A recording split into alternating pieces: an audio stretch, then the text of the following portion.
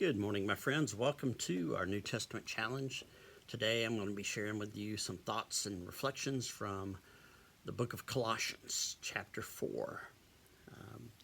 We're getting close to the end, and pretty much the whole chapter is Paul doing some final thoughts.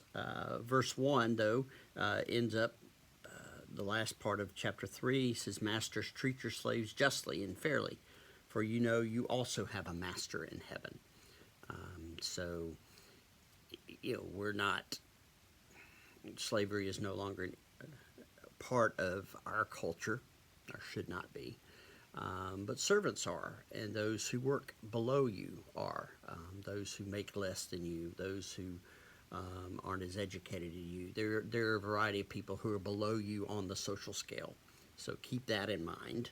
Masters, people, whatever, stick your name in there. Treat your servants, treat everyone really justly and fairly. For we know we have a master in heaven. We have someone that we are to look up to in heaven. So treat those, like I said, justly and fairly. Devote yourselves to prayer. Again, just a reminder, spend time in prayer. Pray for us. Paul says, pray that we will be able to preach the gospel and share the gospel where we need to and want to. Conduct yourselves wisely toward outsiders, making the most of the time.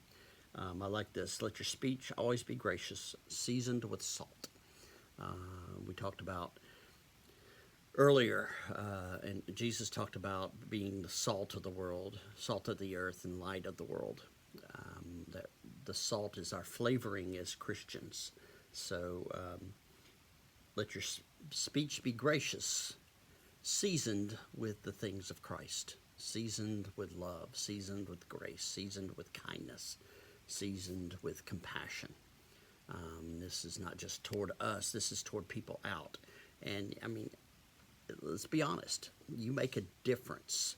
You make an impact with how you speak to people, how you treat people.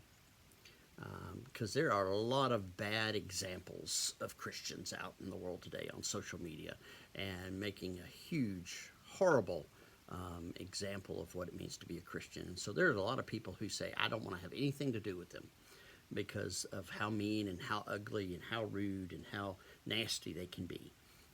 Let's show them something different. That there is a possibility that we can do something different. We can be nice. We can be gracious. We can be kind because we're told to. This is a part of what it means to be a Christian, is to be kind and gracious. And to think otherwise is just different. We need to do better, church. We need to do better. Then he goes on and talks about some people and who he's going to send to people that they know already. Epaphras, who is one of you, a servant, he is always wrestling in his prayers on your behalf, so you may stand mature and fully assured in everything that God, I'm sending him to you. I love that. I love that.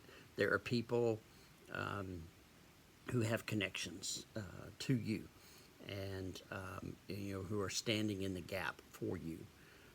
And so we're called to stand in the gap for someone else.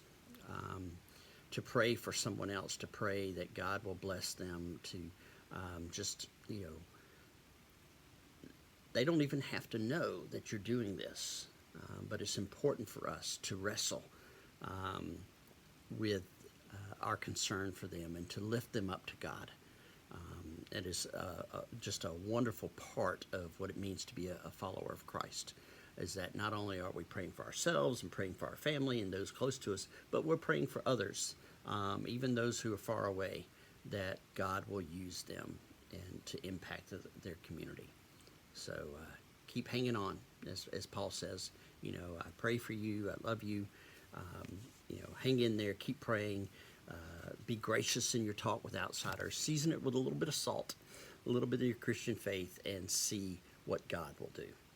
All right? Take care, my friends. We'll talk to you tomorrow.